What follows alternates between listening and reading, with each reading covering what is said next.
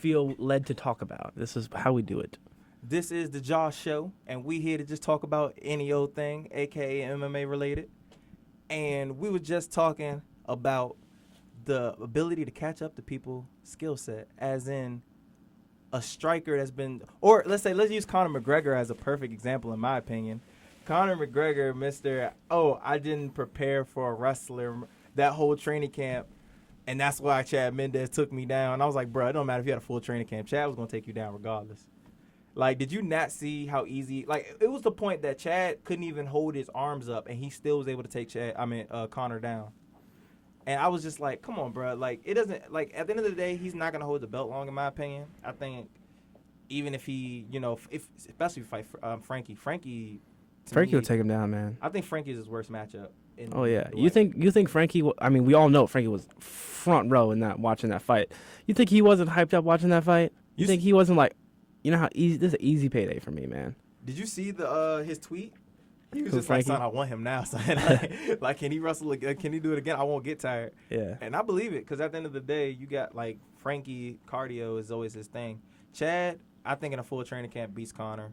I can't wait to see Jose, because that's, once again, his matchup. Mm-hmm. The only exception to this, because we're talking about, like, if I've been wrestling my whole life and you haven't, and then you do wrestling in your training camp and you think you can compete with me, you're wrong. But there is an exception to the rule. You know, it's the same thing for wrestling, for striking, for these are art forms that have been developed over, long periods of time that take a long time to master. And if you're not up to the level, you are going to get exposed, and it's going to be obvious. The only exception to the rule is jiu-jitsu. A basic knowledge of jiu-jitsu is typically enough to get you at least to survive against other people, because jiu-jitsu is very easily, like, countered. Like, if you're, like, once you get to, like, a blue belt level, which for those of you who don't know, like, belt levels, like, it goes, like, white, then blue. Once you get to, like, a blue belt level, you typically know enough to at least hold your own against a black belt. Now, I know there's a bunch of, like, jiu-jitsu, like, riding that jiu-jitsu dick pretty hard. They're going to be like, oh, no, well, you would never touch a black belt if you were a blue belt. Like, listen to me. I'm not saying that a blue belt would beat a black belt.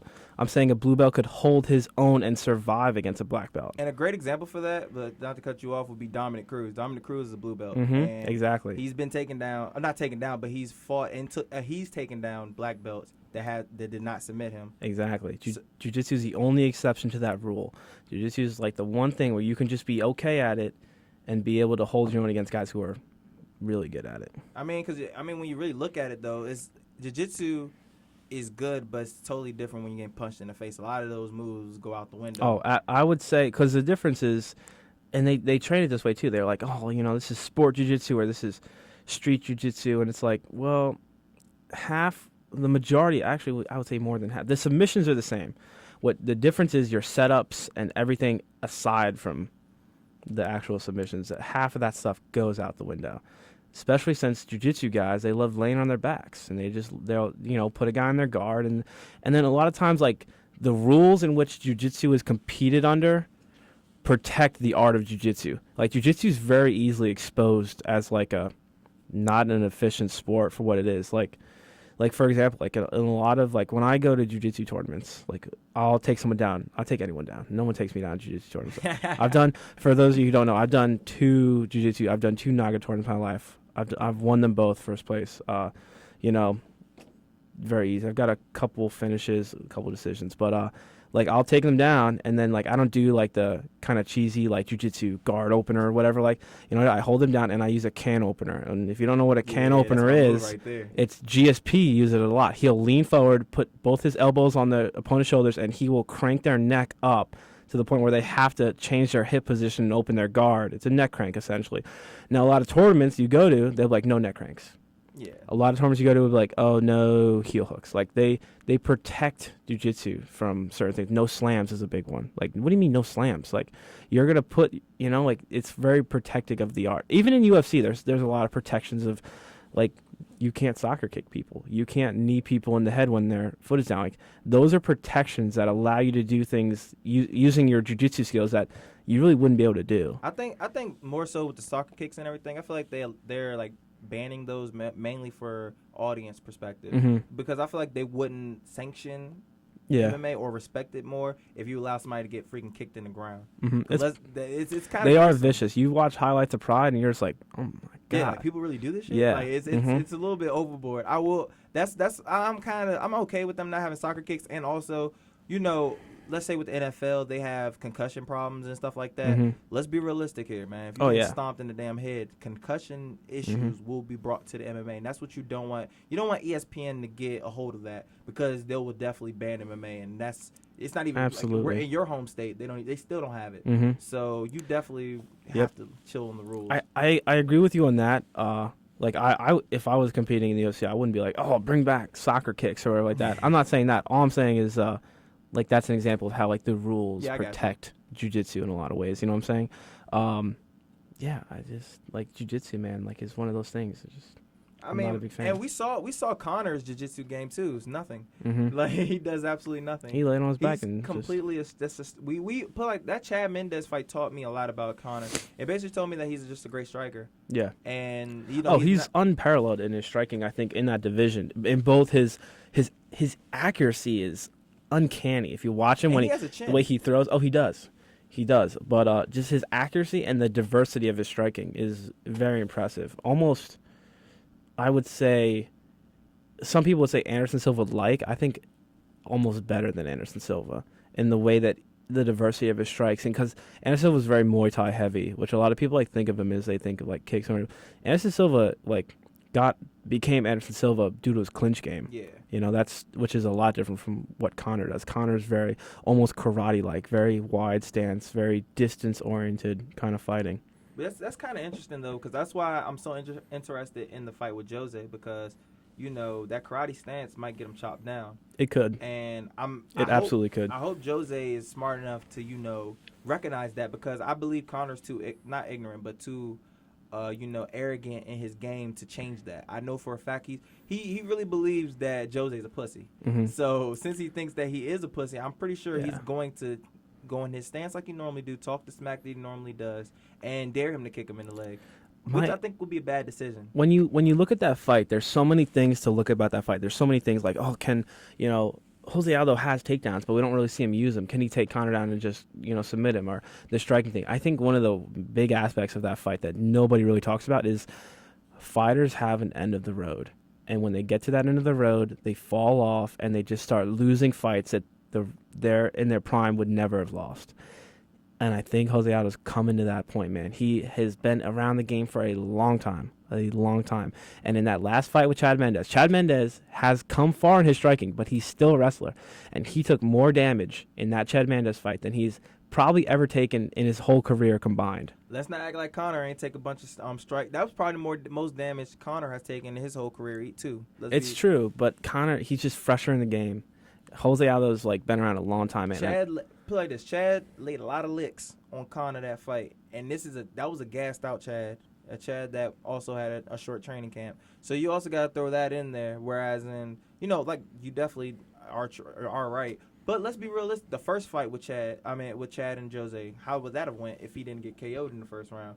Then again, you can say that Chad's striking wasn't as good as it is now. I don't think Chad was even in any level of the game as good as he is now. Oh, he's definitely leaps and bounds even a better his fighter, even but his I think Jose is a better fighter now too. Yes, I would say so. So, and you're definitely right about the whole, every fighter gets to that time that, let's say, Lyoto Machida's going through, Anderson Silva's going through, where they start to decline and they're just not the same guy. I don't think right now Jose is that guy. I feel like Jose's still that guy is going to do what he does. I think it's pretty clear when a lot of fighters go through that. I remember when I was watching Machida fight Rockhold, and Machida had just come off the Weidman fight, and that was a 5-round war, which he won the 4th round. And a lot of people were getting hyped up, and then they thought, oh, he's going to fight Rockhold. He could get right back in there, because a lot of people wanted to see that rematch. He was trying to get a rematch, and Rockhold beat the bricks off him, man. I mean, and I don't mean took him down and dominated him, or I mean every aspect of the game he was dominated. It was a 2nd round KO finish, and when I say KO, I mean the ref saved Machida's life. And I remember tweeting out that night. I said, tonight's the night karate died. And I'm telling you, man, And what it did I has say? proven to be true. And what happened when you said that? I commented and I was just like, "There's still Stephen Thompson."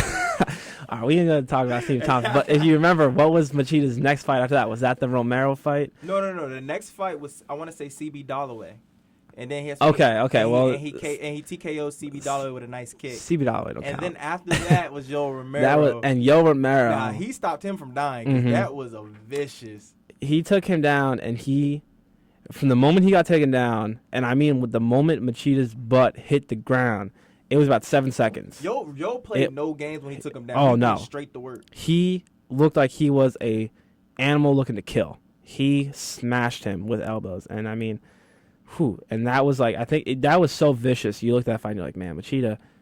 You hate to see somebody like that, that's such a great fighter, just get beat like that. He got, honestly, his soul was taken versus Rocco. Yeah. Rocco took his soul. Yeah, for sure. and it was depressing to see, because it's like, it kind of showed me that Machida doesn't have the biggest heart out of a lot of the fighters, because after the first round, you could tell it was over. He just looked defeated in his face, and I thought that he would come out. I was hoping. I'm not gonna say I thought, because I honestly thought it was over, because like I said, I judged by his face. But I was hoping that he was gonna come out stronger. Versus he just looked predictable. Yep. And it seemed like everybody. I remember everybody was like, "Oh, who's gonna solve the Machida game, man? That puzzle's been solved, man." Yeah. That damn puzzle's gone, bro. Like everybody, it's worn out. They just like, okay, you're too slow now. Even though Yo Romero's kind of an athletic freak. Yeah, he is. It's kind of unfair. Got a great story too, man. Escaping Cuba and all that stuff, It's crazy. But like, I can't wait to see him in Jacques. Man, there's so many good fights this in December. Oh, man. that one fight card, man. McGregor Aldo. You got McGregor Aldo. You got Weidman Rocco, Romero Jacare. I think Kennedy's on that card too. Tim Kennedy, I think, might be making a comeback. I hate Tim Kennedy. I've hated Tim Kennedy ever since that Yo Romero fight. I'm a staunch Tim Kennedy fan, just for the record. I hate him. After that Yo Romero complaint and he kept bitching about it, How can you not bitch about that? The guy sat on the stool as long as he needed. That should have been a TKO finish. Get the fuck over it. You lost. I'm like, bro, you got knocked out. No. Get the fuck over it. Move on, and then work on your next fight. 2 months later, and Josh, I know you wouldn't do that, because that's not even in your mindset. If you lost, you probably would complain about it. But 2 months later, you still gonna bitch about it? Oh, absolutely, I would have moved on. But I don't know. I'm still a Kennedy fan. After I was a Kennedy fan after that Bisping fight. You can't help but be a Kennedy fan. How? He grinded the hell out of him. Exactly. Nobody likes Bisping.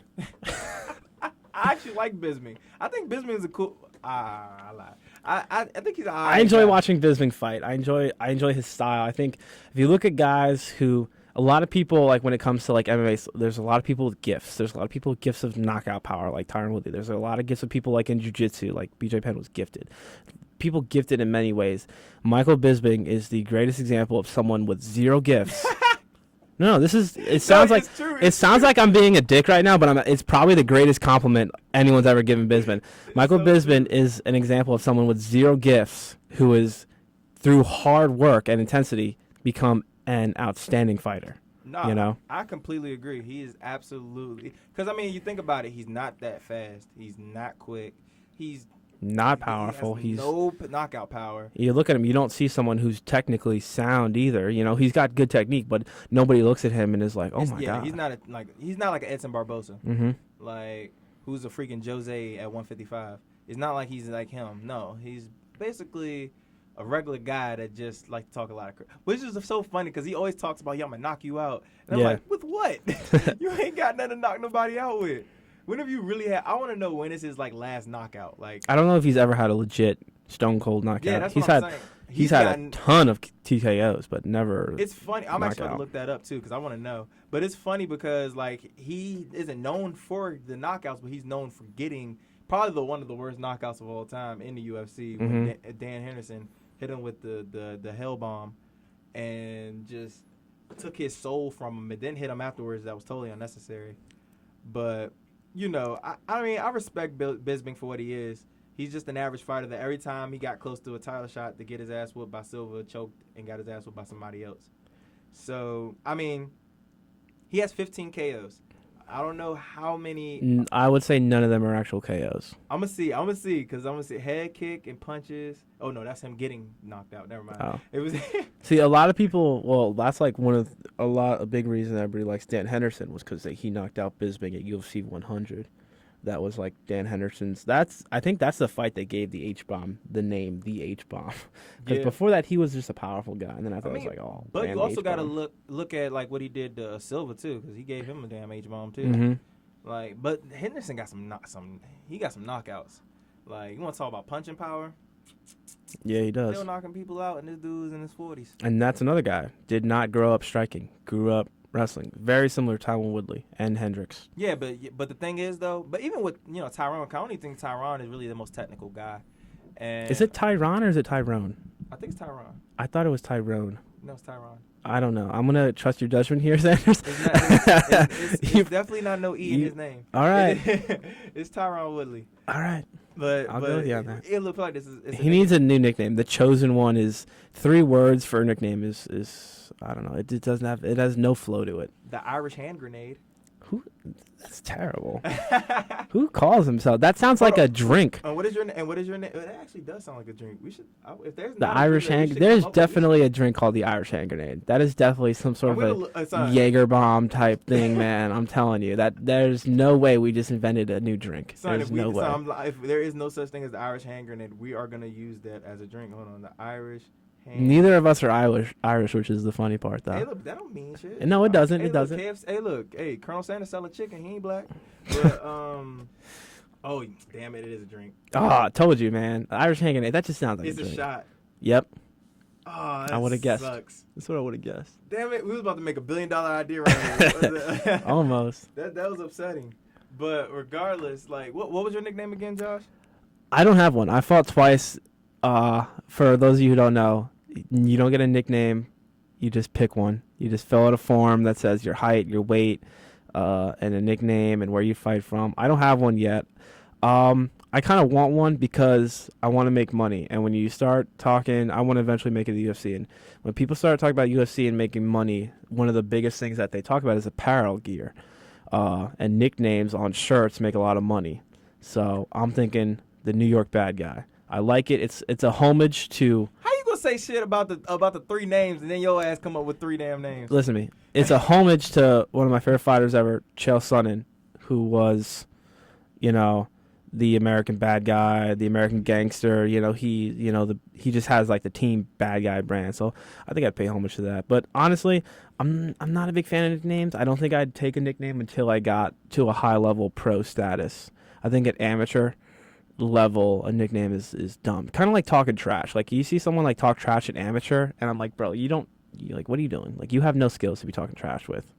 Like or they getting that amateur beef. Like oh yeah, dude, all the time. Especially like down here in Virginia, man. Like you get these like hicks. You know what the big thing is in amateur MMA right now? They make YouTube videos of, I'm not joking, of one guy with a camera standing there. The other guy's just standing there and they just talk trash like into a camera. Like I'm not like in the UFC they show like they'll have like him talking trash over like a montage of him training or of him doing like in a professional interview.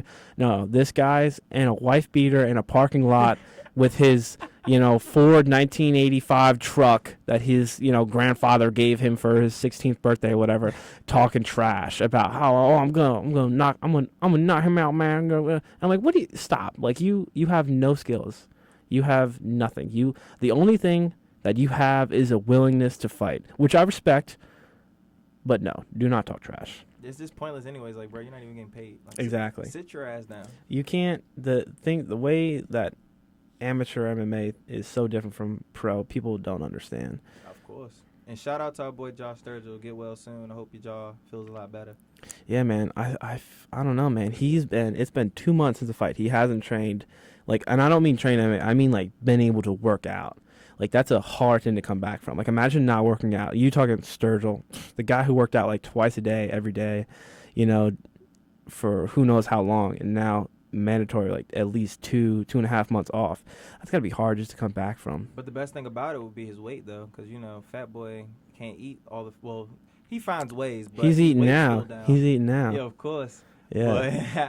But at the end of the day, he wasn't able to pig out like he, would normally do, because at the end of the day, with a guy – you know, with the eating habits of him, he has to work out 2 times a day because if not, he's gonna be 200 pounds all money. Yeah. Like it's just easy for him to Well, bulk up like that. The thing about Sturge is, like Sturge, like I love him. He's like best training partner I probably ever had, but I think he'd be better off not cutting to 55. I know, you know, his coaches and stuff, and they think it's better for him, but man, he has like I think Sturge's. So we had a conversation once, and we were talking about who we resembled from the UFC, like in our fighting styles and everything like that. And I told him, well, I think if you were someone from the UFC, I'd have to say Cain Velasquez. I think you have like a great pressure, you know, and you have like a constant kind of go forward kind of attitude, and that's what kind of makes you as a fighter, you know. So I think when you cut a lot of weight and you lose that, you lose yourself almost. And I think like for Sturge, his pressure and his ability to get taken down and to keep moving, or his ability to just always be wrestling or fighting, whichever one it is that's what makes him who he is. And also to like add to that, like I remember my freshman year wrestling, I probably weighed like 165-ish, probably like a little bit less than I do now. I remember I cut all the way to 133. I remember the number one problem I had with that was injuries. I got injured so much my first year at Liberty that Coach Castro literally like gave up. He was just like, I don't even care about it. Like, you could see it in his face. He just did not want to, you know, coach my matches anymore because I would get hurt every single match. And it seemed fluke to him. He was just like, oh, yeah, Josh just gets injured all the time. And it was in reality because I was just fragile because I kept cutting so much weight. It makes you, you know, more vulnerable to injury when you cut so much weight. And that was my biggest problem. And now, you know, last year I barely cut weight. I mean, of course, as wrestlers, we all cut weight, but I didn't cut nowhere near as much as I did my freshman year. Well, I didn't have any injury timeouts the whole year. So that's just, you know, same thing with probably his jaw, you know, breaking and stuff like that. It can honestly, you never know. Even though it was an unfortunate situation, you never know. If he was probably at 170, it might not have happened. More so because, you know, he's not sucking so much weight and he's not getting worn out. His body isn't as worn out. Yeah, no, it's definitely a possibility. I think one thing a lot of people don't understand, and unless you actually cut weight in a combat sport, you don't understand. There's a massive difference between being hurt and injured. My this is a doctrine, I guess you could say, my high school coach gave me. You know, if you're injured, it means something is broken. If you're hurt, and the majority of the time you're just hurt, you know, you got to suck it up. That's what's going to make you a good fighter. That's what's going to make you a good wrestler. Like, your ability to suck it up. If every time you reach a level of being uncomfortable, you say, oh, I'm injured, I can't, I have to stop, you know, you're not going to be a champion. You have to suck it up in those moments. I remember this one time when you wrestled and you bit into an apple and something happened to your tooth. Yes. What happened was I had a filling that was loose, and it was the morning of, I think, Virginia duels, and I forget what it was. It might have been an apple. I forget what it was, but I bit into it, and it cracked like the filling. It was an old filling, and it exposed like the nerve. And I'm talking like this pain shot through my head like a bullet. And it was one of the most painful toothaches I've ever had. And we're at a tournament, you know, I'm hundreds of miles away from home, and I'm a long way from Liberty, and nowhere I can get help. And Hackman took me to like some random dentist that just happened to be open. I mean, and they looked at me, this is what they said. They looked at me and said, yeah, that filling came out. You're going to need to fix that. And that's what they did for me. They gave me some basic pain medication, and they took me back. And they asked me, like, if I was going to still wrestle. I was like, what do you think I'm here for? Like, of course I'm going to wrestle. And, I love wrestling. I love how, like, it turns your brain off, and it's all body. And I remember walking off the mat, and I remember Tim coming up to me. He's like, hey, man, I know that was a great match, and you really had to suck it up there dealing with the pain. And I was like, are you kidding me? Like, when I was out there wrestling was the only time I didn't feel pain. Like, that's crazy. Only time. I was in an extreme amount of, I'm talking like pain so bad you can't even sit down and relax. You got to be walking because you're in so much pain. And the reason why I remember that so vaguely, I remember it so much just for the fact that I think you were behind me, and like you bit into it, and then you just yelled, like you was loud as hell, just like. I remember the exact thing I yelled. I yelled out, Aaron Thompson looked at me and he goes, "You all right, man?" And I go, I literally, this is even my exact quote. I said, "My tooth just went through my fucking head," because I couldn't. The pain was so intense. I could not describe like what happened. It was that bad. Son, that's when and then the fact that he still was wrestling out there, I was just like, son, Frenzy's fucking crazy, bro. See, a lot of what a lot of people don't understand is like we all human beings have a gas tank, right? Similar to a car, you have a gas tank, and what you put into your gas tank, there's a lot of things. It's your nutrition, it's your diet plan, it's everything. It's your cardio skills. It's mostly what makes up your gas tank, right? But what a lot of people don't understand is your gas tank as a human being can be filled by multiple different things, and hatred and rage fill your gas tank up just as much as good cardio. People think I have good cardio. No, I don't. I have terrible cardio. What I have is just a rage that just gets me through matches. So people wonder, why am I so emotional? Why? Because it carries you through it. A lot of people, they'll have cardio and they'll be able to push themselves. Me, when I get tired, it's just like, I think of myself losing and I get so mad. I literally, there's not much more I hate in life than losing. And I mean, I'm not talking wrestling. I'm talking anything. I don't care if I'm wrestling, if I'm fighting, if I'm playing my grandmother in tic-tac-toe, I'm going to win. It doesn't matter. And so I think of losing, I get so mad. Think of someone beating me, it just fills me with rage, and that's going to carry you through your gas tank, I'm telling you. A great example of that would be, I want to say that was this was your freshman year. We went against Shorter. And you had to wrestle that big athletic black kid that I think they said won Super 32 or something like that. And I remember you were losing, and you just kept going. You were like beating the hell. And I knew you were tired because you could see it in your face that you were like worn out. But I also could see in your face that you were just getting pissed. And you were just getting mad, and just like the guy just slowly but surely started breaking a little bit.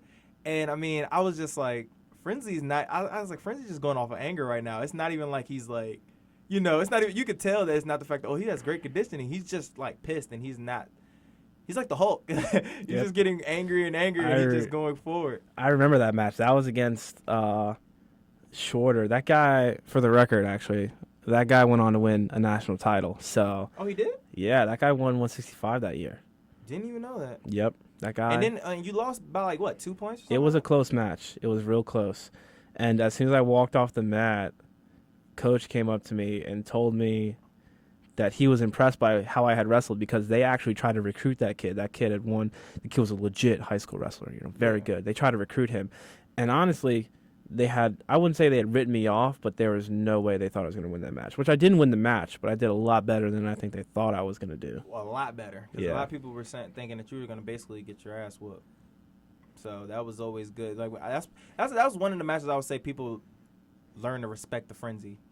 And they just kind of, that and the whole PD wrestling him during the 24th hour thing, they kind of started to get that, Frenzy's a little. I didn't even know about that. I didn't even know about that it was such a big deal to people who watched until much later on.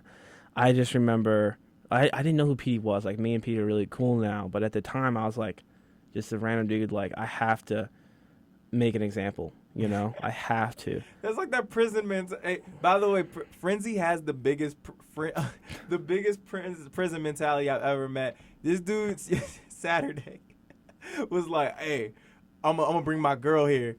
And guess what? I'm gonna bring the biggest dude in the room, and I'm gonna whoop his ass so she can see it, and everybody else in the room can see it, so they know not to mess with me. What type of prison mentality is that? And then beat the hell out of him, and then it's just like constant. That's just what Frenzy is, and I just die laughing every time I see it. I'm like, yeah, he brought his girl here. He's about to show off a little bit.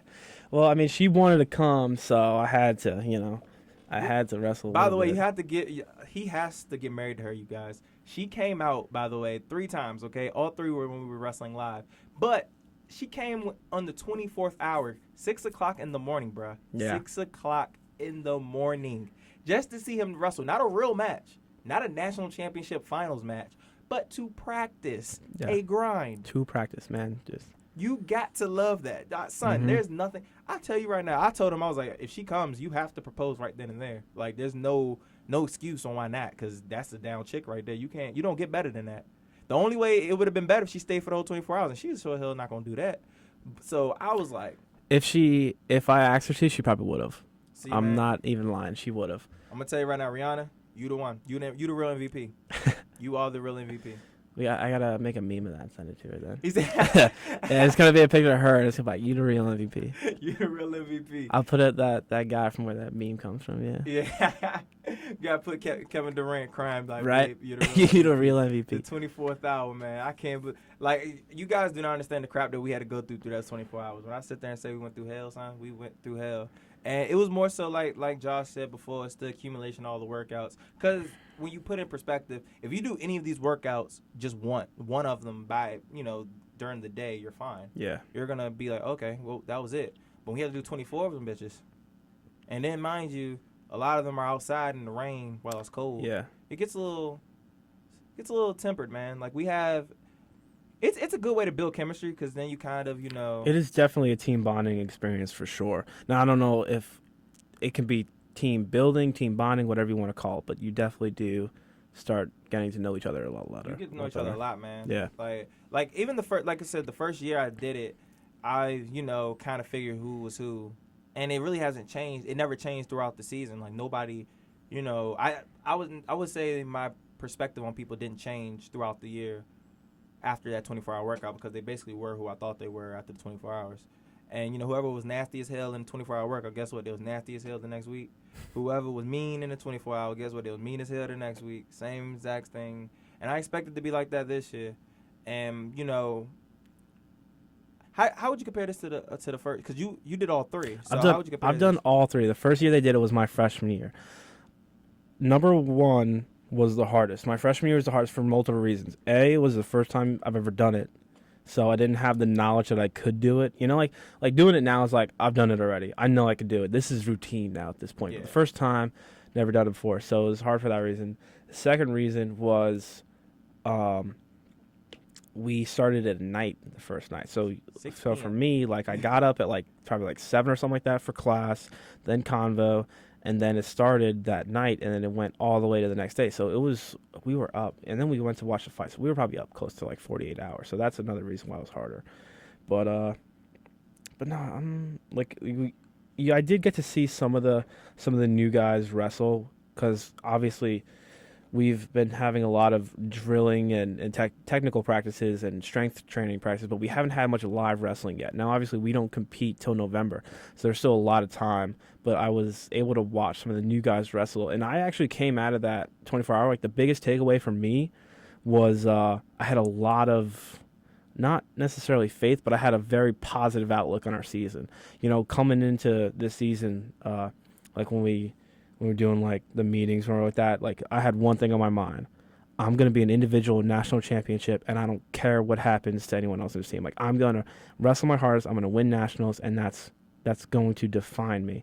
But then, because obviously we had lost so many people, but now you look at it, and we have so many guys, and it's man, we could do this again. That was the one takeaway I had from the 24-hour workout was I was seeing the guys, and that's when I realized hey, we could do this again. Yeah, I hope we can. I would love another ring that I'll have to pay for. But regardless, I definitely would love to win another national championship, regardless if I'm here or not for that next semester. I still would love to hear the guys, do their thing and win. It's definitely going to be tough, though. We could do it, man. My coach in high school told me a great thing that I still like to. He told me he has a lot of great one-liners. Some less appropriate than others. But his greatest, he was great at power speeches and stuff. And one of the greatest things he ever told us was we had just lost a match to our rival school. And this was, I think, my sophomore year or something like that. And he was so mad. We were all so mad. And we all were sitting on the mat, and he was yelling at us. And when I say people think of I don't know what people think of coaches, but I'm talking inner city high school coach with no accountability for what he says to people. He told us, and I quote, to open up our pussy lips, all right? and to listen to him, and that we needed to suck it up and get tougher, and that the performance we put out there yesterday was unacceptable. And that was like not even like crazy. That was like a normal day for us, you know. That was a normal day. This The guy. secular school coaches are always let the me dopest. tell you something. If I had a coach like not to take anything away from any coach I have now, but if I had a coach like Castro my whole life, I would not be who I am today. I need someone like that in my corner. I need someone to tell me, you being a bitch today. You need to go suck it up. Castro won't tell you that. Oh hell no, that's not. I need someone to say, hey, you know, you need someone in your corner to be real with you. Yeah. You know, that's one thing like that I think every athlete needs. I need someone to say after I need to wrestle live out there, and then I need my coach to say, well, yeah, you beat up a scrub, you piece of shit. You need to get better because you did not look good out there. Not, oh, you know, you did all right. You know. Yeah, and that's the thing. Like, You need that's that. the tough thing about being a coach, man, because you have to really sit down and get to know your athlete because you have to know what takes them up. Because at the end of the day, like you said, you need that, and you need somebody to sit there and say, oh, you're being a pussy right now, Mhm. and that'll motivate you. Whereas in me, I need somebody that'll loosen me up and get me to laugh a little bit. Like, so I would need somebody to just be like, Josh, you look dumb as hell right now, right before I go out there and wrestle. And the reason why is just because when I'm tensed and I'm like, trying to be in the zone and stuff like that, I lose focus on what really makes me wrestle, which is the fact that it's fun. Yeah. And that's what makes me wrestle best is when I'm having fun. And if I'm over here, joking around, smiling and everything like that, I do what I need to do. Granted, last year when I was on my 15-match win streak, that's all I was having people do. People were making me laugh. Coach will always come in right before our matches and give me the wackest speeches of all time. And then he'll try to make it rhyme and come up he'll make it seem like it was a rap. And it was a little racist, but it was still funny because it would make me laugh. And then I'll be like, Coach, how the hell am I supposed to go out here and you over here making me giggle and shit? Like, I'm trying to, think about beating this dude up. But I end up getting on a 15-match win streak, and I'm just like, you know what? Yeah. I need this. I need to, relax. I need to have fun with this. I can't be too serious. I can't get mad because me getting mad is going to wear me out. I'm going to get tired. I used to get tired before I even walk onto the damn mat just from, thinking too much.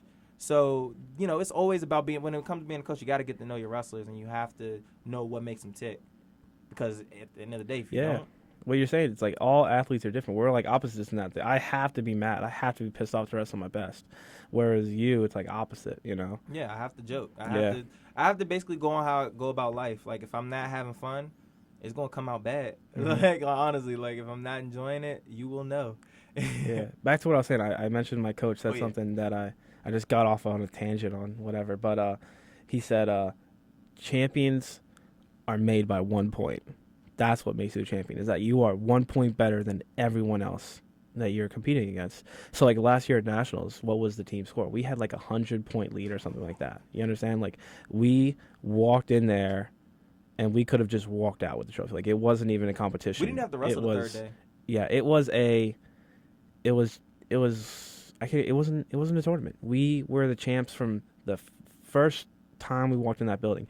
So this year I'm like, hey, maybe we won't win by 100 points, but you know what we have to win by? 1 point. We need to be 1 point better than everyone else, That's what makes you a champion. You're 1 point better, and you got to find a way to just get that 1 point. That's a great point, and great point. But the whole thing about that, that the freshmen are gonna have to realize, and what we as returners need to do, is not try to bring up last year too much, because we don't want them to be in the shadows of last year. Because being realistic, that's not gonna happen this year. We don't have those kind of wrestlers, so we just need to move on and not even worry about, I missed the team last year.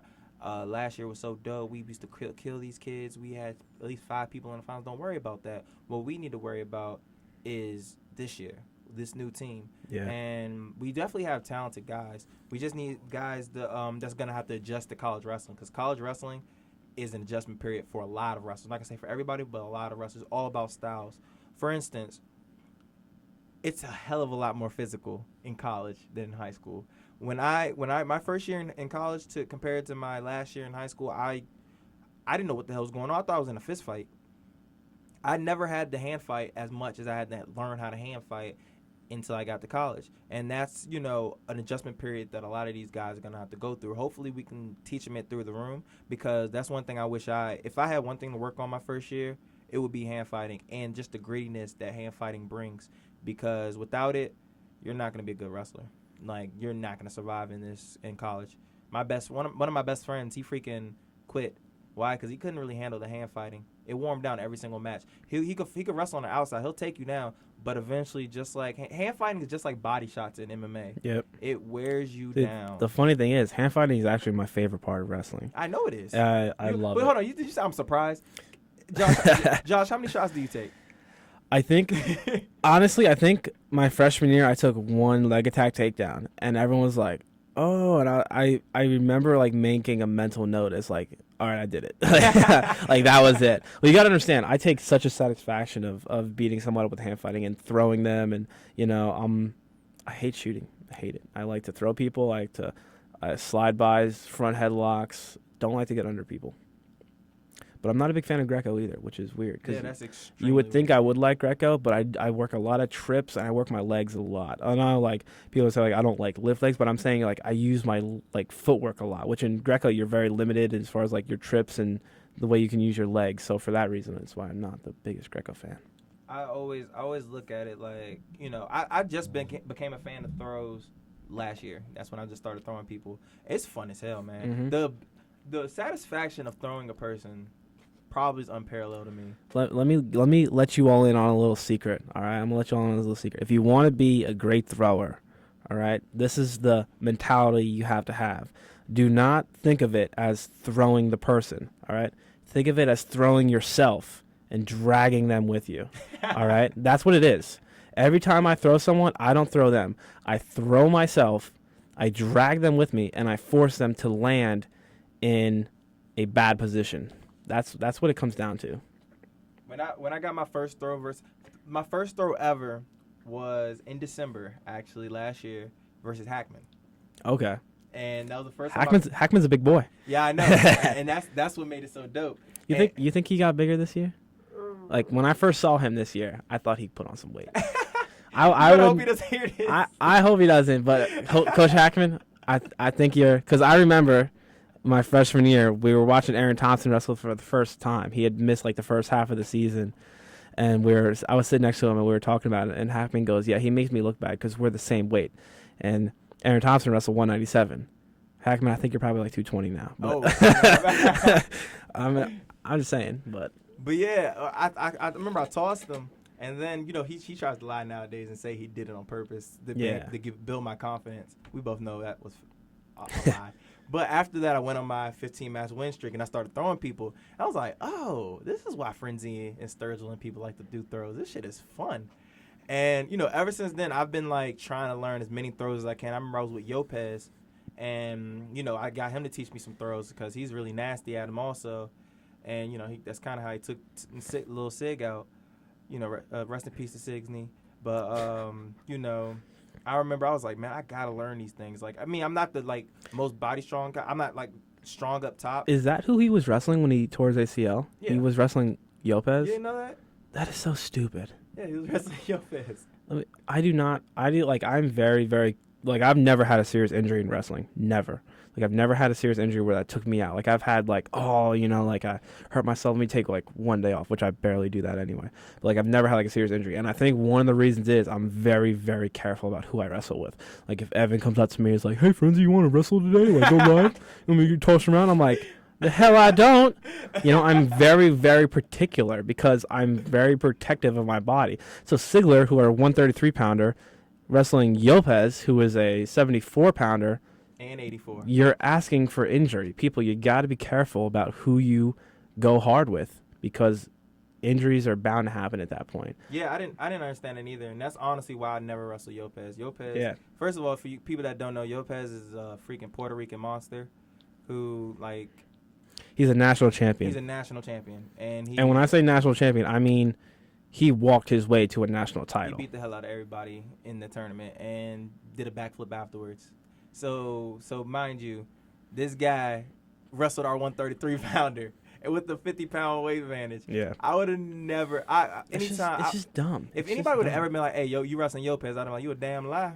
I'm not about to test that. Why? No, I'm bigger than Sig, and I wouldn't wrestle Yopez. He's too good and he's too humongous. Like, even Yopez be like, oh, I wouldn't go that hard. I'm like, no, because even you going that hard probably will still mess me up. So I'll just wrestle Chase or somebody. Once again, Chase is a great wrestler, but the size advantage is nowhere near what it is with Lopez. Yeah. So, and plus, no, Chase like to do throws too. So never mind. They both got that thing going on where they like to throw people. It was just an unfortunate thing though. But at the end of the day, injuries do happen, especially when you wrestle. Mainly injuries happen when you wrestling somebody that don't know what they're doing and like elbow you in the face or something like that. That's mainly where a lot of injuries come from. Well, a lot of people don't have good body awareness. People just are flimsy with their bodies and accidents happen. I can't tell you how many times I've wrestled Patrick and got elbowed in the face.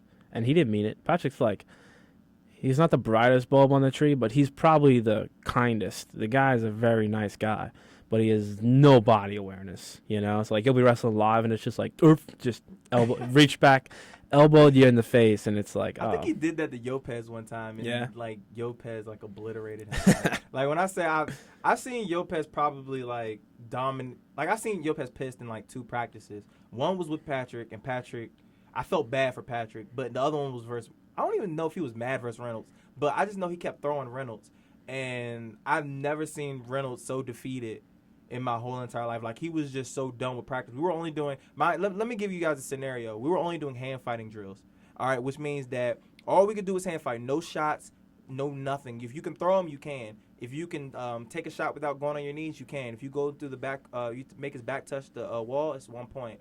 So that's how we did it. Lopez was tossing him around so much that Matt started taking shots on purpose. And when I say that it didn't work and he still got thrown while he was on his knees, he still was getting tossed. And we were just like, all right. We started to feel bad for him. It was really bad, and I felt bad. I felt so bad for him, but it was like, it's nothing you could do. Man. It's Lopez. When it comes to that, you gotta bite the bullet, man. You gotta suck it up, and you gotta take a beating. It's like one of my favorite movies ever, and I'm a big movie buff. One of my favorite movies ever is Goodfellas, directed by Martin Scorsese. But one of the famous lines in that movie was he's getting beat by his dad, and when I say beat, I don't mean he getting spanked. I mean he getting beat, and the movie frames it freezes, and there's he's talking about it, and he says. The way I looked at it, everybody takes a beating now and again. You just gotta suck it up and take it. And it's it's just true, man. You gotta take your beatings, especially in a wrestling room. If you go into the wrestling room every day, and you look for the weakest person in the room or the easiest match for you, you are not a good wrestler. You are a shitty person, is what you are. No, and that's true, because at the end of the day, in the wrestling room, everybody should get work. You need to. You're supposed to get beat in the wrestling room. Exactly. Ryan Deal is our national champion. There were times where Ryan was getting beat in the wrestling room. Mind you, they were from people bigger than him. Nobody was doing it that was his size. Well, I mean, he would get taken down by people his size, and I won't say that either. But he would definitely take L's, and the reason why is because we all pushed him.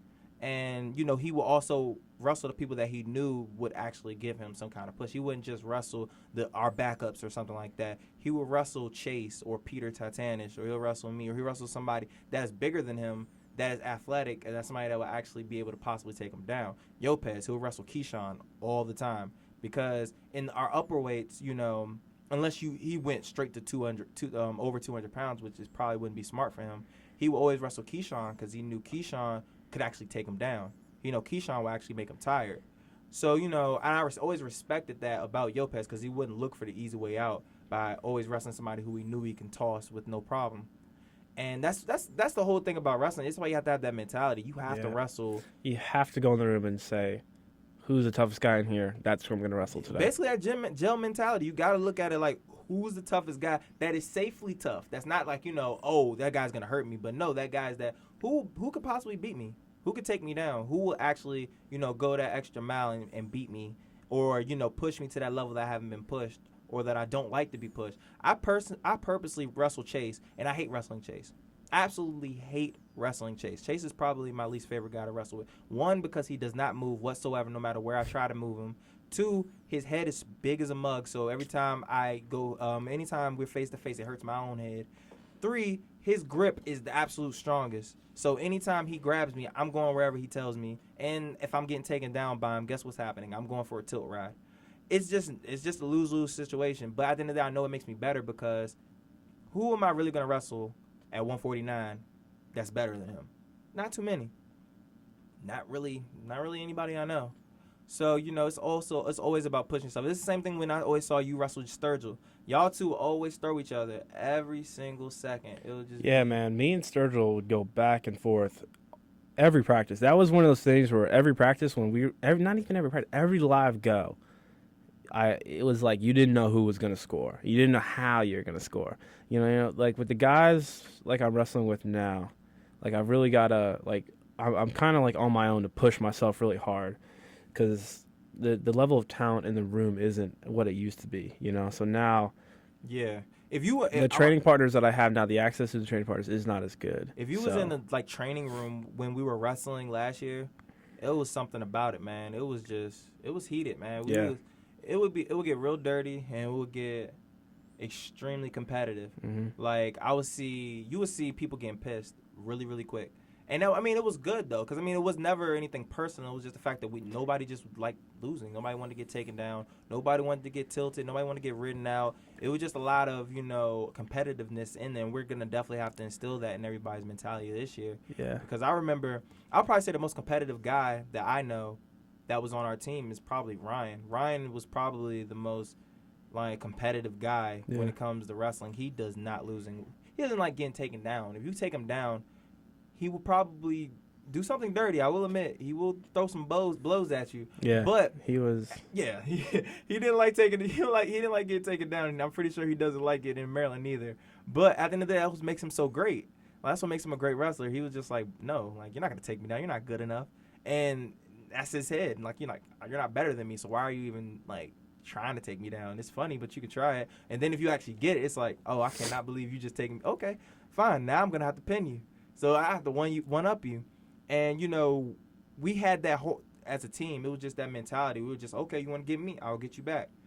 This year, we only had one live. I think we only had this. One live practice. Yeah, 24-hour workout. Yeah, it's hard to say what it's going to be like this year because we don't really have much to go on yet. And I really believe the coach did that, he did it on purpose, just for the fact that, we have a lot of new guys. And I don't think he, wanted to, let's just say, go live yet instead of worrying on the finer details, getting them technically good before they practice bag technique and they get comfortable with it. Because I remember we had a bunch of live goes before the 24-hour workout last year. Yeah. Well, it's kind of funny if you look at it. If you look at last year and you look at the way we worked out as a team, let's be honest here. We were national champions, but there was a lot of holes in our game. We dogged it in the weight room, and we dogged it in cardio practice. We dogged it in every situation possible except for live wrestling. When we went live, it was do or die every time. It was like as if we were wrestling for a national title. And I'm not going to say that's a good thing. I'm not going to say it's a bad thing, but I think it was an effective thing because it just made us into great wrestlers, man. We didn't care about weightlifting. We didn't care about running. We didn't even care about drilling. We cared about wrestling. And that's kind of, I still feel that way. Not that I dog workouts, but I'm saying it's like no matter what happens, when we go live, you better believe I'm going to come at you with everything I got. Without a doubt, everybody on that team last year will agree with that. Nobody cared about anything other than live wrestling. When it came to short time live goes or grind matches or actual live, 2-minute goes or whatever, anything like that, man, everybody went ham. Yeah. And that was just I kind of don't even know what sparked that because, I guess it's just the fact that we are just competitors, and that's what we were here for. We're here to wrestle. We're not there to bench press 300 pounds 10 times. We're not there to run 5 miles in under 30 minutes. We're there to compete and wrestle, and that's what that's why we signed up. We wanted to wrestle. So I believe last year we were just like, man, we'll get this cardio workout while we're wrestling. Yeah, that was the thing. I'm gonna get stronger because I'm gonna be wrestling. I'm gonna get my cardio up because I'm wrestling. I'm gonna get better at wrestling because I'm wrestling. They the only way to get better at wrestling is guess what? Wrestle. So that's pretty much what we're gonna have to do is wrestle, and that's exactly that. Every single practice, man. Anytime we had, it was that's probably was the easiest part of practice was wrestling, and it still is to me. Anytime they say, "Oh, we got live goes," I'm like, "Okay, that's easy." Yeah, it's without a doubt my favorite part. Yeah, I honestly, and it's funny it's funny we even say that because wrestling is tough as hell. Wrestling's a tough ass sport. It's not even I wouldn't say it's not fun because it is fun, but it's just tough. It's like gritty. And at the end of the day, that's what we love to do. And I hate doing anything else. I hate running. Like when we have to run at practice, I'm like, man, fuck this. I want to leave. I want to go sleep. Like I want to eat. I don't want to freaking like run. I don't want to lift weights. I hate lifting. I don't want to bench press. I want to just wrestle. That's literally when I graduate and I have to at the older I get, I do not plan on bench pressing. I don't plan on running. Guess what I plan on doing while I'm done wrestling? I'm either wrestle or I'm gonna be boxing, doing jiu-jitsu. I'm doing any of those things. But as far as running, doing any of those extracurricular activities, I don't plan on doing it. Yeah, what was I gonna say, man? Just like when it comes to like wrestling and stuff, like I know you said like you have fun doing it and whatever. Like at the end of the day, it's fun. Like I'm totally different. I hate wrestling.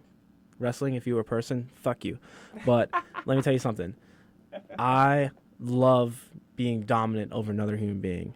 There's something about it. It is like a drug that I am fixated on, with an addiction more powerful than anything I've ever experienced in my life. When you walk onto the mat against another human being and you compete against them and you get your hand raised, it is the most euphoric high you've ever experienced in your life. Without a doubt. And I'm completely addicted to that. I don't care if it's wrestling, jiu-jitsu, fighting, any combat sport that proves that I'm more dominant than you. I'm a better human being than you. I'm telling you, I love. So I'm not going to say I have fun wrestling, but I have fun winning.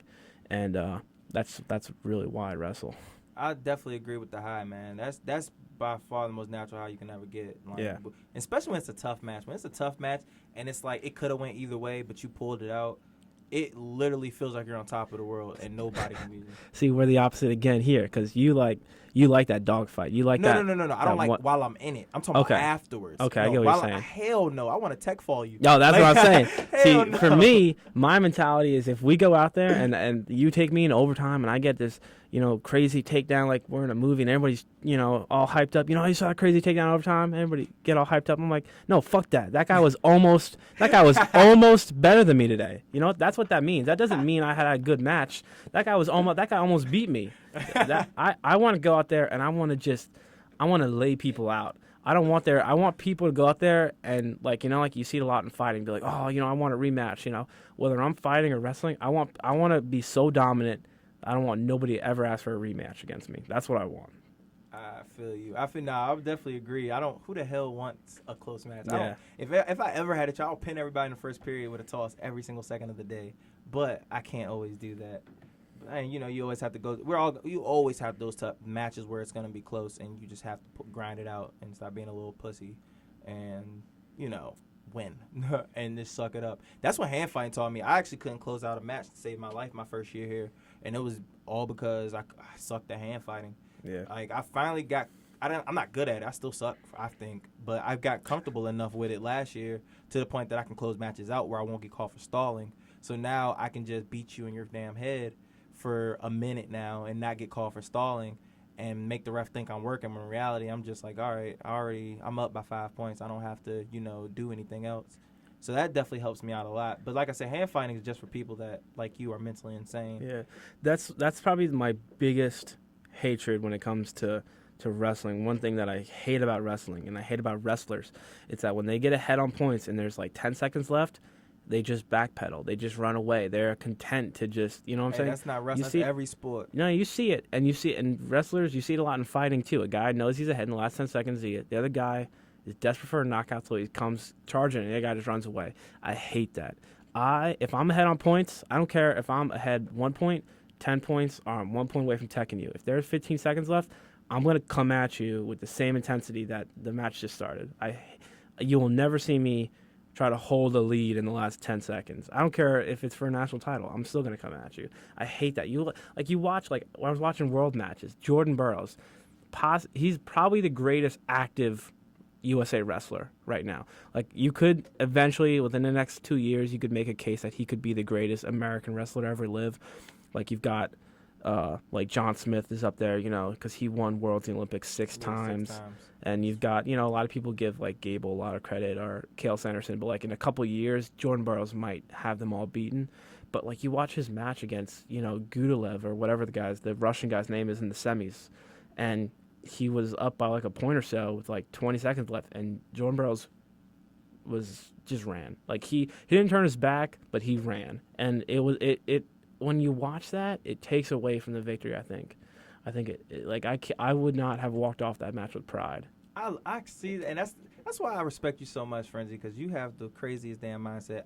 I'm always you did your work. Guess what? You can chill. It's like that with any other sport, because at the end of the day, you don't want to do anything risky or stupid that can cost you your match. Because I mean, at the end of the day, it's all about. I understand you're more so about dominating, where like other people, including myself, is about winning. Just like Floyd, just like winning. Whereas we're just like, okay, that's what it's about. I want to win. I don't really care how dominant you think I am or anything like that. I want to be dominant, but at the end of the day, I also just want to win. Yeah. And when reality hits, at a minute left, you're like, I did my work. Now you want to win, right? So go ahead and do what you got to do. But at the end of the day, I'm just going to defend myself. I'm just going to defend while I grind out this win. And wrestling is a grinding sport. So I don't, you can be that person that sit there and push yourself and still take shots and, still hand fight, beat him, and then force him into a bad shot, and then you capitalize on that. Or you could be that guy to coast a little bit. But at the end of the day, if you were up, you were up. And if the person can't capitalize on the other person stalling or riding it out, then that's on them too. And I have that problem with people that just are like that throughout the match. Like, I don't like those people that just, basically will grind the whole match out. They're not really active throughout the whole match. They're pussies. There's a lot of let me tell you something about society today. We live in a society today that comforts and contours to pussy people, man. I'm telling you. We live in a society today that will make you comfortable being a pussy, and we will reward that. And you see it in people's personalities and the way they carry themselves. And some of them are going to slip through the crack, and they're going to make it to combat sports, and you can clearly see it. He said slip through. He said I'm going to Because typically the training in combat sports or sports in general will weed out the pussies. But a couple of them slip through. It's true. It happens. So okay, I got a good question for you then. Name some pussies that are fighting in the MMA world. They could be Bellator, UFC, World Series of Fighting. Doesn't matter. Pussies fighting in MMA. Let me think about this. I don't know if there's any legit pussies in the UFC or Bellator or MMA right now, because you get to high level, they're going to weed them out. But in amateur MMA, I can name you a shit ton in amateur MMA. But as far as like the UFC goes, there are some guys who are less. There's definitely some guys who are content to just hold on to a lead or just not really fight. But I wouldn't say I don't know if I can think of any pussies in the UFC, because I mean, that's the highest level of competition. They're gonna weed out, a lot of people by the time you get there. I say, if there was, and it's not UFC. I know you're gonna say Phil Davis, because you on that Phil Davis hype train so hard. The anti-Phil Davis, let me say. Phil Davis hype train. I hate Phil Davis. I misspoke. The anti-Phil Davis hype train. He just got a knockout Saturday, so I can't go on him too much. He did. I don't know what the hell that was. Carmouche, some Francis Carmouche, yeah. The thing was, Francis Carmouche was at one point on like an 8-fight win streak, and then he fought Jacare at 185 at middleweight. Yeah, and it's like, I don't know what happened to him. Bro, you got knocked out by Phil Davis. Yeah. Yourself. Yeah. But it's one of those, like, I don't think Phil Davis is a pussy. Okay, hold on. No, he's a pussy. You think he's a pussy? No, I'm gonna give him. The only reason why I think he's a pussy, he can't take a punch. Like we saw happen with Anthony Johnson. He freaking ran like a little pussy the whole fight.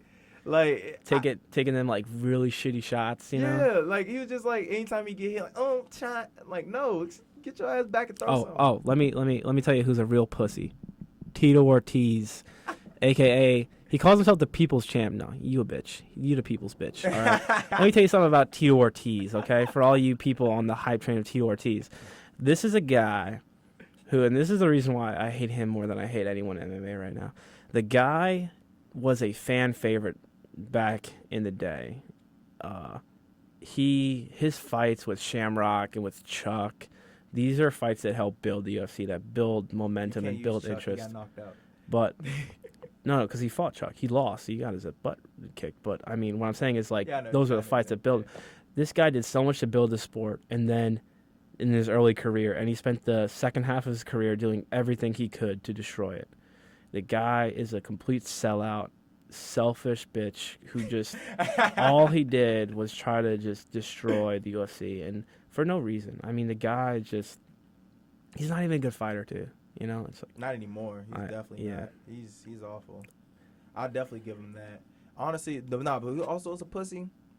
Jake Shields. Jake Shields is weird to me because Jake Shields should not be fighting. Jake Shields should be doing jiu-jitsu competition or something like that. You know, and Which is also a pussy too. yeah. I don't. And when I say pussy, I'm not saying that they like punks in real life and nothing like that. I just don't believe they're real fighters. He's talking about their fighting skills. I don't believe that they're real fighters. I don't. Come on, man. I mean, the fact that them two are gonna fight each other and the who can put you to sleep the fastest fight.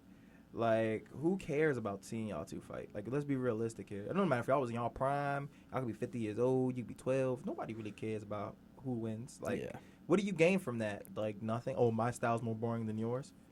Like, I think one of the weird things is, like, no matter how boring, like, fighters are, I still think that combat sports and fighting is, as by and large, more exciting than most sports. Like, and I think one of the things that makes it that way is there's a couple of universal standards with all combat sports, whether it be wrestling, jiu-jitsu, taekwondo, Muay Thai, kickboxing, MMA. Like, one of the universal aspects of them, and that there's a way to win instantly. I'm about to say the unpredictability is always. It's like whether it's a pin, whether it's a submission, whether it's a knockout, there's a way to win instantly, and that we have that knowledge, so we're always fine too, because you never know what can happen. Like, you watch like soccer, and Germany is like raping Brazil's ass, and it's like 9-0. Like, you know it's over. Or like during the 24-hour workout, that Maryland West Virginia game, in the second quarter it's like 35-0. Like, where's the excitement in watching that anymore? Because it's over. Because that way of always having that comeback is not there. And I think that's one of the things that really keeps like fighting and combat sports as a whole very exciting to me. I will say the unpredictability makes fighting so interesting because in a split of a second, somebody could be asleep. Yeah. And it happens so many times. 'Cause I got my mother into watching MMA. Me and my mom watches UFC like now. Like, she be like, "Oh, Josh, when's the fight?" and stuff like that. And the reason why is because I remember when I used to watch it, and I'll be home, and she'll go and get something to eat. She'll come back, fight's over. She's like, "What the hell happened?" Yeah. Like, somebody got knocked out. Oh my gosh, rewind it. Let me see it. And I'm just like, oh, that's dope. Whereas in, let's say, basketball, what's the unpredictability? Oh, he shot a three? You expect that. Yeah. Whoa, he dunked it? I mean, honestly, there's only 3 things he could probably do. He'll foul. No, 4 things. He'll get fouled, he'll miss, he'll dunk, he'll shoot a 3. More than likely, nothing else is going to happen. Or he passes the ball. There's not too much. You know what to happen. Football, same exact thing. He can run an 80-yard touchdown, and I guess you could say that's unpredictability. But in reality, it's not going to be in a split of a second because plays take too long. Yeah. Soccer, in the end, when it comes to football, no matter what you do, the maximum points you're going to get is 6 for a touchdown, and, you know, whatever you do after that is points. But if you're down 50-0, there's no way you're going to come back from that, you know, in one quarter or whatever, you know. But in fighting or wrestling, you know, I've seen matches where a guy's down 10 points in 30 seconds and he wins because he finds a way to stick him, you know. Good. I'm glad you said that. I have a story about that, actually. There was we were wrestling in high school, our rival school, Roosevelt. This with me and Keyshawn was on the same team, of course. This is for the county championship. Last match. We all wrestled and everything. Our garbage kid was wrestling one of their best kids. Don't you hate that when the match comes down to your garbage kid, man? Yes, you have no the hope. Worst feeling ever. And it was one of the coach's sons. We were going against one of the coach's sons. Okay. So we were just like, oh, shoot, we were about to get our asses whooped. Yeah. And then this kid is all cocky and shit. He's like, first of all, their colors are light blue and black, right? This dude wearing orange socks, long orange socks, orange headgear, just trying to be like that guy to stick out so he think he's cool and shit. Yeah. So, mind you, he's just raping our kids, son. Beating him 14-0. 14-0. And he goes for a gator roll. Gets caught. Wow. Reversed and pinned. Wow. We win our county championship.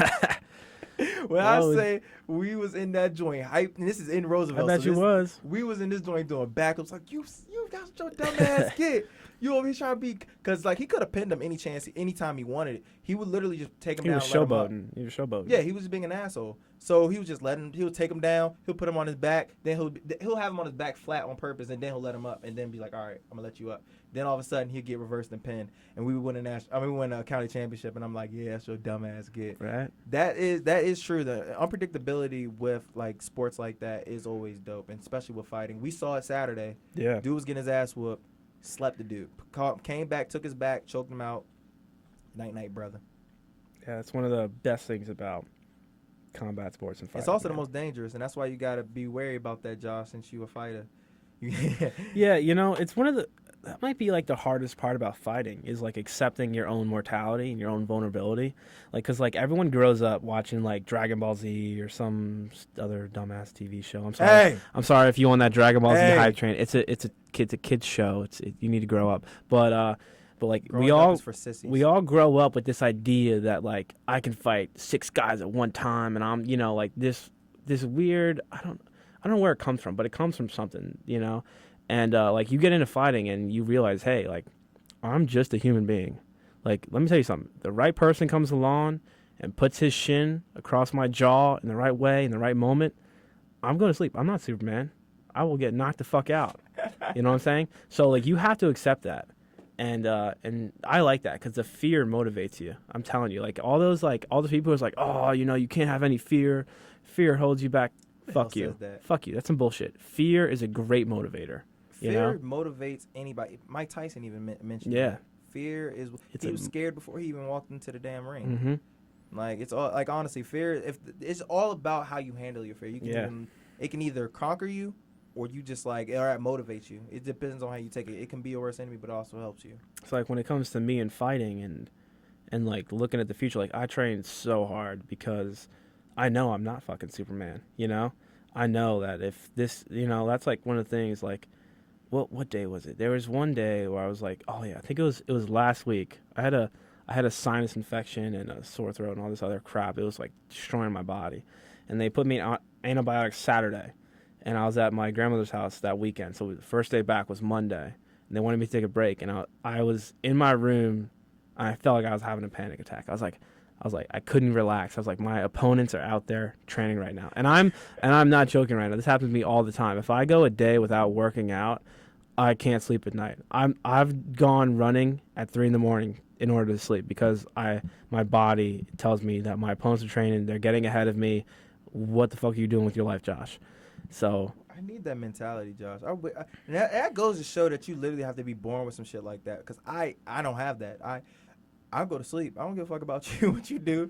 I'm like, hey, either you beat me, you don't. I ain't gonna say I wish it. Sometimes I wish I had a mentality like that because that's special to have. Like you literally have to be born with that. You can't force yourself to have a mentality. I can't force myself to sit there and say, hey, Josh, you need to wake up at 3. No, I don't have that inside. It's either Josh, you want to work out, or Josh, you're gonna go to sleep. Yeah. So that just goes to show that you're born that way.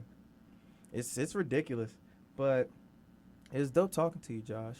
Yeah, man. This was good time, good talk, man. Hey, we have to do this again, man. Yeah, anytime you want. I'm free a lot, so.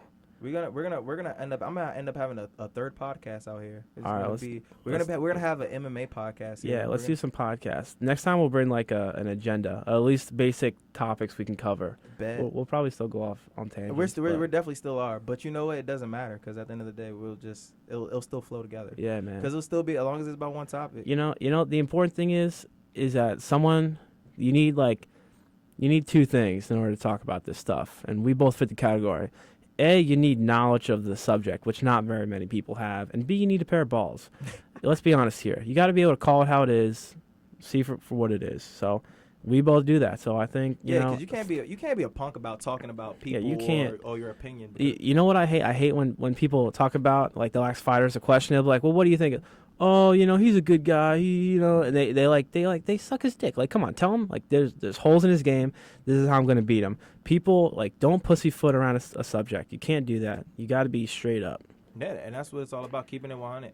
And, what's the worst thing they're going to do? Oh, you're hurting my feelings. Like, no, we're just telling you how I feel. It's our opinion. If you don't like it, guess what you can do? Go fuck yourself. But that's just basically as simple as it get. But like I said, we definitely gonna do this again, and we're gonna have to chop it up and talk about. Matter of fact, we can just recap for next from what's happening this week. Yeah, man, we can just start with whatever's been going on in the MMA world.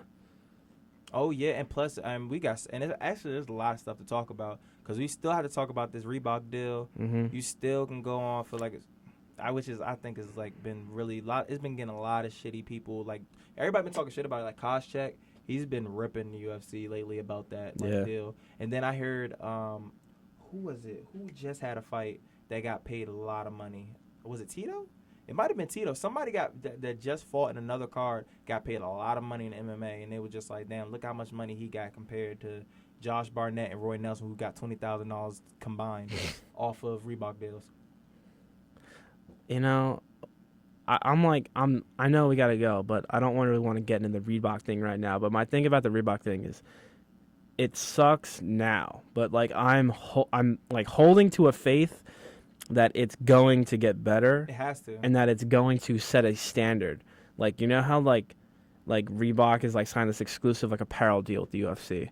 And I'm not sure. I think like Monster has something going on with the UFC, is maybe like their official sports drink or whatever like that. Like I'm hoping other companies hop on that bandwagon as like we're gonna get signed as the official whatever of the UFC. You know, like if like let's say like Hayabusa or something like that was to sign like a contract with the UFC as like the official, like equipment of the UFC. Like if those of you who don't know, Hayabusa makes they make gloves and pads and stuff like that. So like let's say all the UFC fighters started wearing Hayabusa gloves, they're great gloves. GSP, is like one of their spokesperson and stuff like I've used some of their gear. It's great gear. So like I'm hoping other companies hop on the bandwagon, and then that money slowly starts piling up. So like let's say this UFC fighter only makes $5,000 for wearing Reebok a fight, but then he makes another $5,000 for fighting in Hayabusa gear, and he makes another $5,000 for drinking Monster, and then he makes another $5,000 for whatever. And I hope it builds up to that. We're nowhere near close to that right now, but I'm hoping that's what it gets to. So I'm not gonna trash talk the Reebok deal, but I'm gonna say I hope it gets better. Hey, there's not no hope. It needs to get better, because if it doesn't get better, guess what's gonna happen? People are gonna start jumping shit. So that's it. It's just literally as simple as it's gonna happen. It's gonna happen. Like, no, you can't play with people's money, and at the end of the day, dude, cash is king, and you can't argue with it. Nope. And if they see money, they see dollar signs going elsewhere, it just takes one person that's really established in the UFC to leave to get a bunch of people to follow shit. It hasn't really happened yet. We've had guys leave who were big names like Phil Davis, Tito, a couple other ones. But those guys weren't championship level guys. Yeah, if you take a John Jones or if you take a Ronda Rousey and they jump ship, man, that will open up the floodgates. Yeah, you take any of that, then the guy's gonna be like, oh shit, they're getting paid this somewhere else. Let me go see and let me see what they're about. And then especially if it's like, I don't think it'll ever be Bellator, because I think their system is a little weird. I can see people probably going to World Series fighting and probably doing it there rather than Bellator, because Bellator is still, I don't know, they're a little iffy me with them and their whole program. I like their setup, but then I don't. Yeah, it's like kind of dumb but kind of cool. I like Bellator. The only knock on Bellator is they're extremely shallow. They're like, if you look at you see like UFC rankings and like you see like top guys throughout the whole top 10 of each weight class. Look at Bellator rankings. They're like the top 2 or 3 guys in each weight class in Bellator can compete with your average UFC fighter, but then from that point on it drops off massively. Yeah. So it's like it's hard for them to put on good shows with not big name fighters. That's why like people complain about like, oh, why is Tito Ortiz headlining a card in Bellator? He's old past his prime. It's because they don't have anyone else who can get mainstream attention. Also, their matchmaking is stupid as hell. You want to also go off of that. They make some of the dumbest damn matchups I've ever seen. Like I don't get, like, they'll have 2 guys in the same weight class that are both like quality fighters fight some shitty fighters in the same card. And I'm like, bro, why don't you get them to fight each other? Like, it's not like they're both champions. So why don't you just get them to fight each other and make a good fight? Like, I don't really get I'll see somebody 14 and 15 fight somebody that's 20 and 3 or 20 and 0. Yeah. Like, why the fuck are you fighting them? Like, we know they're cans. We know they suck. So why are you like trying to like play with our intelligence, making us think he has a chance? So I just don't really like that. And at the end of the day, World Series of Fighting going to end up getting bought off by the UFC. Yeah, man. It's a system. It's they did it with Pride. They did it with the WC. They did it with Strikeforce. These things they get big and then they get bought. But the interesting thing is a lot of these fighters, other than Pride, well, because Pride was a bullshit organization. They're like, if you look at fighters when they came over from Pride, fighters from Pride did terrible when they came over to the UFC, mostly because they had to stop doing steroids, and they stopped having fixed fights. But other than that, they had a lot of struggles coming over to the UFC. Like one of the biggest examples is like, look at like Shogun was like Pride's golden boy at one point. He won the middleweight Grand Prix, comes over in his first fight, gets choked out by Forrest Griffin. They struggled hard. But then you look at other promotions, and they've had great success coming over to the UFC. Look at like Strikeforce guys. Strikeforce guys are killing it in the UFC right now. Killing it. And that's actually and WEC people. WEC guys, from 155 down, the WEC guys who are ex-WEC fighters are running the UFC right now. With the exception of Conor McGregor, it's almost, and Frankie Edgar. Frankie Edgar was never a WC guy, but all other guys, the WC is running it, It's crazy, like, honestly, and that's actually a great point. Strikeforce guys are, and that's what makes it so crazy, because it's like, UFC's supposed to have the best talent, but in reality, look who's actually starting to run it a little bit. Yeah. Strikeforce. All these ex-Strikeforce guys. The heavyweight 170, Strikeforce. So it's like, you see it clearly at middleweight. I mean, Chris Weidman is the champ right now, I'm but tripping, 205 too. Yeah, Daniel Cormier. Yep. So you got three it's guys. It's all over. It's in the same way that WC runs kind of like the lower weights. The ex-Strikeforce guys kind of run the upper weights now. Yeah, because of what? So like straight UFC guys are what? 185 and Chris Weidman. Like Frankie Edgar is a straight UFC guy. Well, I was talking about like champions. Oh yeah, champions. So, what RDA? Did RDA come from UFC? Or something like round. To be honest, I've never been a fan of his, so I never really kept up with this stuff. I'm not sure if RDA fought in the WC or not. But it's ridiculous because UFC only probably have a couple champions, and everybody else is Strikeforce or WEC. So that's really dope.